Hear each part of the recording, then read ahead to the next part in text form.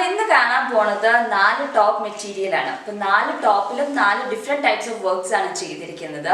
അപ്പോൾ ഇന്ന് ചെയ്യുന്ന വർക്ക് ഇപ്പോൾ ഹാൻഡ് എംബ്രോയിഡറി ചെയ്ത ടോപ്സ് എങ്ങനെയാണ് സൂക്ഷിക്കേണ്ടത്, എങ്ങനെയാണ് അയൺ ചെയ്യുമ്പോൾ നമ്മൾ ശ്രദ്ധിക്കേണ്ട കാര്യങ്ങൾ, അപ്പം അങ്ങനത്തെ കാര്യങ്ങളൊക്കെയാണ് ഇന്നത്തെ വീഡിയോയിൽ കാണിക്കുന്നത്. അപ്പോൾ ഇന്നത്തെ വീഡിയോയിൽ കാണിക്കുന്ന 4 ടോപ്സിൻ്റെയും ബ്ലൂ പ്രിന്റ് എൻ്റെ ഇല്ല. അപ്പം ഞാൻ മാർക്ക് ചെയ്ത് ഡിസൈൻ ചെയ്തിരിക്കുന്നതാണ്. അപ്പം അതിൻ്റെ ഒരു ബ്ലൂ പ്രിന്റ് എടുത്ത് ഇടാനായിട്ട് എൻ്റെ ഇല്ല. അപ്പം വീഡിയോയുടെ ഏറ്റവും അവസാനം ഞാൻ എല്ലാ 4 ടോപ്പിൻ്റെയും സൂം ചെയ്തിട്ടുള്ള ഫോട്ടോ ഇടുന്നുണ്ട്. അപ്പോൾ ആ ഫോട്ടോയിൽ നിന്ന് സ്ക്രീൻഷോട്ട് ചെയ്ത് എടുത്തേച്ചാൽ മതി. അപ്പോൾ എല്ലാവർക്കും എന്നോട് ചോദിക്കുന്ന ബ്ലൂ പ്രിന്റ് തരുമോ, ബ്ലൂ പ്രിന്റ് ഇല്ലെങ്കിലും കുഴപ്പമില്ല. ഈ തയ്ച്ച ഫോട്ടോയാണെങ്കിലും അതിൽ നിന്ന് പ്രിന്റ് ഔട്ട് എടുത്താലും സുഖമായിട്ട് നമുക്ക് ഡിസൈൻ വരച്ചെടുക്കാൻ പറ്റും. അപ്പോൾ അത് ഓർത്തിട്ട് വിഷമിക്കേണ്ട. എല്ലാത്തിൻ്റെയും സൂം ചെയ്തിട്ടുള്ള ഫോട്ടോസ് ഞാൻ ഏറ്റവും വീഡിയോയുടെ അവസാനം ഇടുന്നതായിരിക്കും.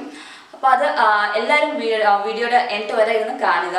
ഇപ്പോൾ എന്തെങ്കിലും അഭിപ്രായങ്ങളോ എന്തെങ്കിലും ഡൗട്ട്സോ എന്തെങ്കിലുമൊക്കെ ഉണ്ടെങ്കിൽ അത് കമൻറ്റ് ബോക്സിൽ കമൻറ്റ് ചെയ്യുക. നിങ്ങൾക്ക് വീഡിയോ ഇഷ്ടപ്പെട്ടാൽ ലൈക്ക് ചെയ്യുക, ഷെയർ ചെയ്യുക. ആരെങ്കിലും ചാനൽ സബ്സ്ക്രൈബ് ചെയ്യാത്തവരുണ്ടെങ്കിൽ സബ്സ്ക്രൈബും ചെയ്യുക. അപ്പോൾ നമുക്ക് ഈ 4 ടോപ്സും ഡീറ്റെയിൽഡ് ആയിട്ടൊന്ന് കണ്ടു നോക്കാം. അപ്പോൾ ആദ്യത്തെ top black raw cotton material ആണ്. അതിൻ്റെ അകത്ത് ഒരു റാണി പിങ്ക് ആങ്കറിൻ്റെ ത്രെഡ് ഇട്ടിട്ട് ഫുള്ളും 3 ലെയറായിട്ട് മിറർ വർക്ക് ചെയ്തിരിക്കുക. അപ്പോൾ ഇതിൻ്റെ അകത്ത് നമ്മൾ ഡിസൈൻ വരയ്ക്കുമ്പോൾ ഏത് ഷേപ്പിലുള്ള നെക്കാണ് വേണ്ടതെന്ന് വെച്ചാൽ ആദ്യം നെക്ക് പാറ്റേൺ വരയ്ക്കുക.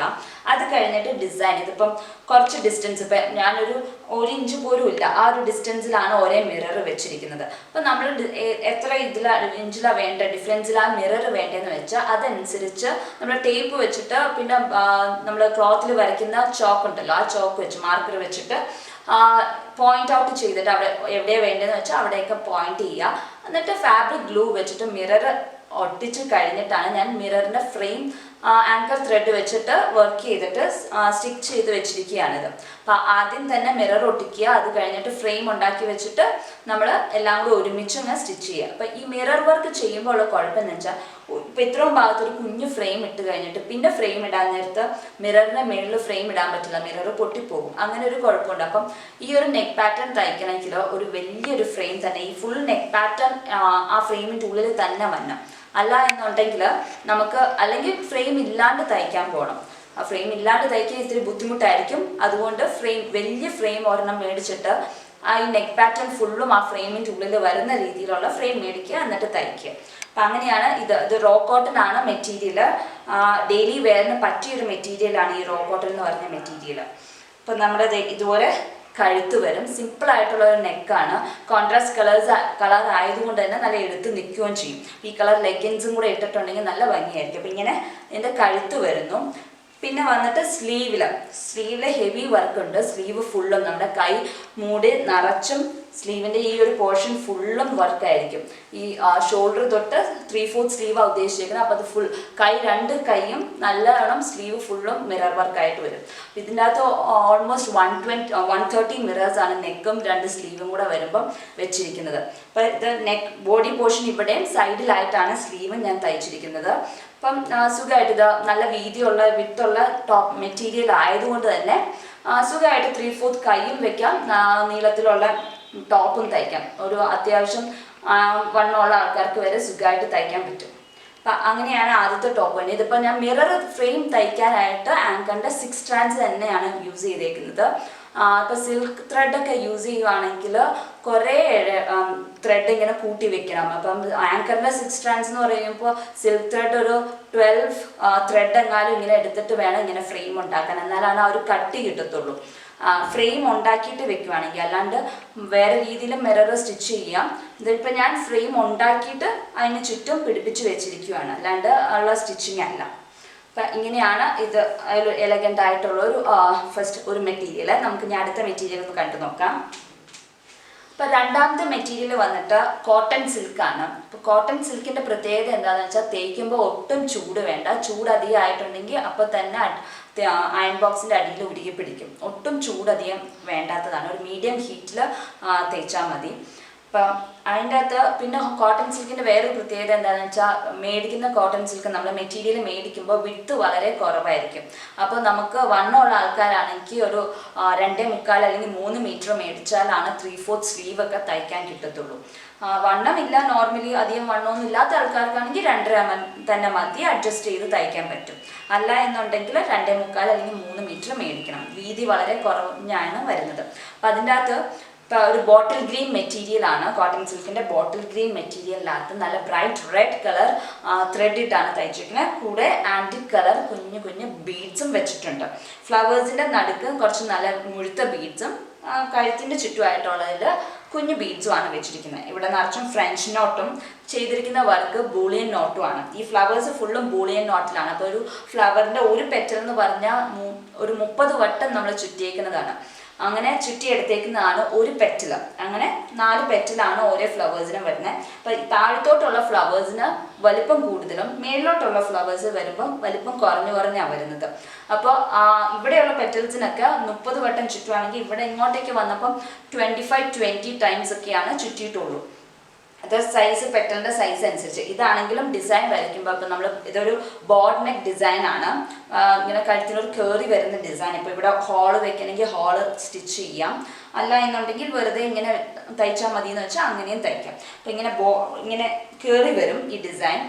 അപ്പോൾ ഇതിൻ്റെ അകത്ത് കഴുത്ത് നമ്മൾ മാർക്ക് ചെയ്തിട്ട് ഇങ്ങനെ ഒരു കർവ് മാത്രം നമ്മൾ ഡിസൈൻ വരച്ചു കൊടുക്കുക. ബാക്കി ഈ ഫ്ലവറിൻ്റെ പെറ്റല് 4 സൈഡിലോട്ടും തയ്ക്കുക, 30 വട്ടം ചുറ്റുക. അപ്പം ഇതിനൊന്നും ഡിസൈനിൻ്റെ ആവശ്യമില്ല, നമുക്കൊരു ഔട്ട്ലൈൻ കിട്ടിയേച്ചാൽ മതി. ബാക്കിയെല്ലാം വെറുതെ ഒരു ഡിസൈൻ വരച്ചിട്ട് ഇതിലങ്ങ് തയ്ച്ചു പോകുന്നത്. അപ്പം അതിൻ്റെയൊക്കെ സ്ക്രീൻഷോട്ട് ഞാൻ സൂം ചെയ്ത് വെക്കാം. അപ്പം ഇത് മെറ്റീരിയലിൻ്റെ പ്രത്യേകത ഡെയിലി വെയറിന് നല്ല ഒരു സിൽക്കി എഫക്റ്റും പ്രൊവൈഡ് ചെയ്യും. ഡെയിലി വെയറിന് പെട്ടെന്ന് കീറി പോവുക അങ്ങനെയുള്ള കുഴപ്പങ്ങളൊന്നുമില്ല. വിലയും അധികം ഇല്ലാത്തൊരു മെറ്റീരിയലാണ്. അപ്പോൾ തേക്കുമ്പോൾ ഇത് ചെയ്യുക എന്ന് മാത്രമേ ഉള്ളൂ.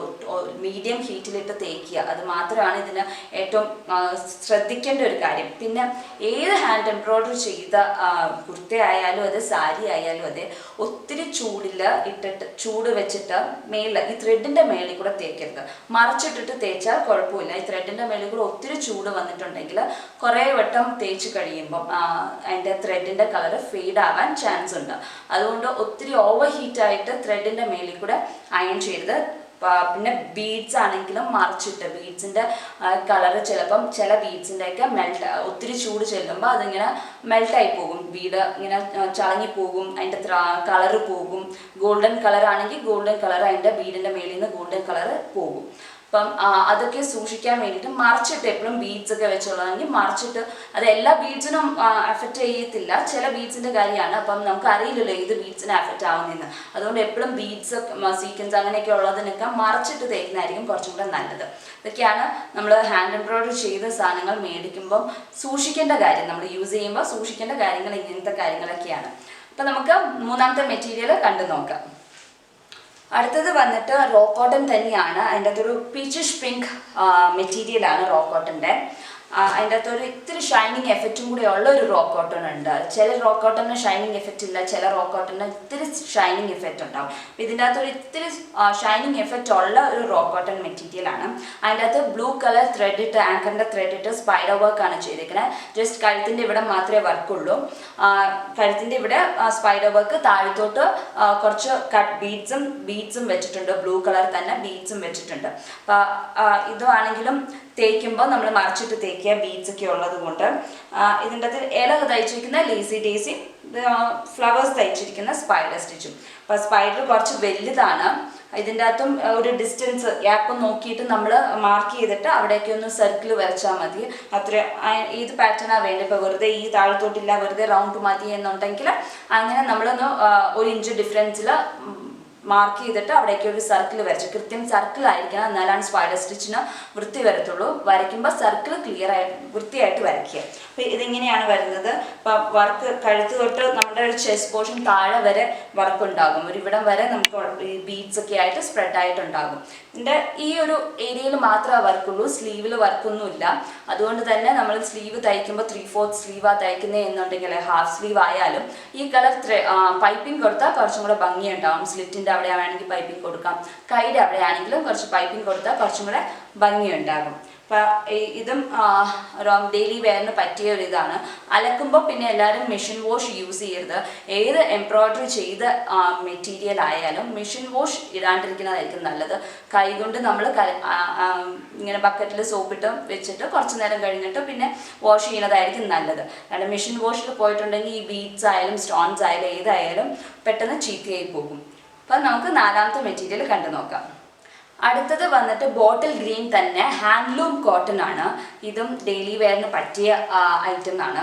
ഇത് ഒരു ഇത്തിരി എക്സൽ സൈസിലുള്ള നെക്ക് പോർഷനാണ്, നെക്ക് പാറ്റേൺ ആണ്. ഇത്തിരി വണ്ണമുള്ള ആൾക്കാർക്കൊക്കെ പറ്റിയ ഒരു സൈസിലുള്ളതാണ് ഞാൻ തയ്ച്ചിരിക്കുന്നത്. അപ്പോൾ അതിൻ്റെ കയ്യിൽ വളരെ സിമ്പിളായിട്ട്, പക്ഷേ കോൺട്രാസ്റ്റ് കളേഴ്സ് ആയതുകൊണ്ട് ഇത്തിരി വർക്കുള്ളെങ്കിലും എടുത്ത് നിൽക്കും. കോൺട്രാസ്റ്റ് കളർ റെഡ് ആൻഡ് മറ്റ് ഒരു ഓറഞ്ച്, പ്യോർ ഭയങ്കര ബ്രൈറ്റ് ഓറഞ്ച് അല്ല, യെല്ലോയിഷ് ബ്രൗൺ ഓറഞ്ച് കളറാണ്. ആ ഒരു ഓറഞ്ചും റെഡും ഗ്രീനും കോമ്പിനേഷൻ വന്ന് ഇടയ്ക്ക് ബീഡ്സും ഉണ്ട്. അപ്പം അങ്ങനെയാണ് ഈ ഒരു ഇത് വന്നിരിക്കുന്നത്. വളരെ സിമ്പിളായിട്ടുള്ള ഡെയിലി വെയറിന് യൂസ് ചെയ്യാവുന്നതാണ് എല്ലാം ഞാൻ കാണിച്ചിരിക്കുന്നത്.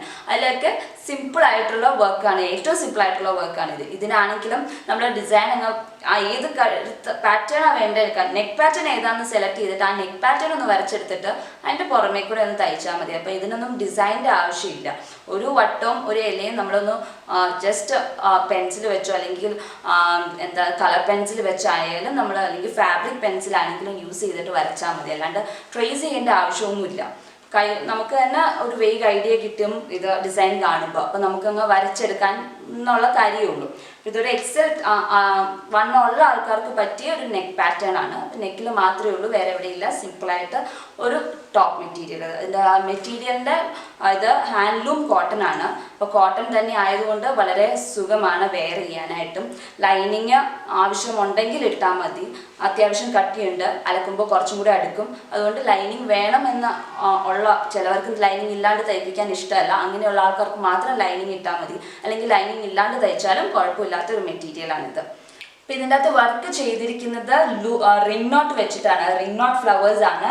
ലീവ്സ് വന്നിട്ട് ഫിഷ് ബോണും ആണ്. അപ്പോൾ ഇതെല്ലാം 6 strands യൂസ് ചെയ്തിട്ടാണ് തയ്ച്ചിരിക്കുന്നത്. ആങ്കറിൻ്റെ 6 strands ആണ്. അപ്പോൾ ഇത് രണ്ടും അടുപ്പിച്ചടുപ്പിച്ച് ഫ്ലവേഴ്സ് ഉള്ളത് കൊണ്ട് ഇപ്പോൾ പോയിന്റ് ചെയ്ത് വെക്കുക. എവിടേക്കാണ് ഫ്ലവേഴ്സ് വേണ്ടതെന്ന് വെച്ചാൽ പോയിന്റ് ചെയ്ത് വെക്കുക.